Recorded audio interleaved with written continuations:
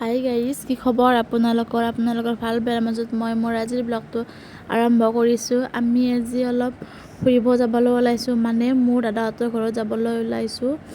এয়া কলিজাও যাব। এয়া আমি আহি দাদাহঁতৰ ঘৰ পালোহি। মানুহজনে আগে আগে যাই আছে, মই পিছে পিছে যাই আছোঁ। মই ভালদৰে চিনি নাপাওঁ ঘৰটো। এয়া আহি পালোঁ, আহি পাই বহি চাহ খাব লৈছোঁ মই। এয়া বৌয়ে ভাত বনাই আছে, মাংস কণী আৰু কিবা কিবি বনাই আছে। পাকঘৰটো লেতেৰা হৈ আছে বাৰু, সেইটো অলপ ইগন'ৰ কৰিবচোন আপোনালোকে।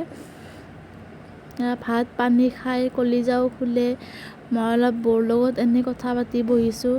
গধূলি আমি আহিব ওলাইছোঁ। মামীয়েকে ভাগিনক কাপোৰ পিন্ধাই দি আছে আৰু গোটেইবোৰে খেলা খেলি আছে। ময়ো ইয়াতে অলপ থিয় হৈ আছোঁ। এয়া ভাগিনেক আৰু মামীয়েকে থ'ব আহিছে আমাক অলপ আগবঢ়াই। আহি আমি বাইদেউহঁতৰ ঘৰত পালোঁ। এইফালে চাবচোন কি হৈ আছে। ভাগিনে আছে পঢ়ি, কলিজাই আছে মানে চুচুৰি, আৰু হাজবেণ্ডে আছে মোবাইল পিটিকি। আজিলৈ আহিছোঁ ইমানে, বাই বাই।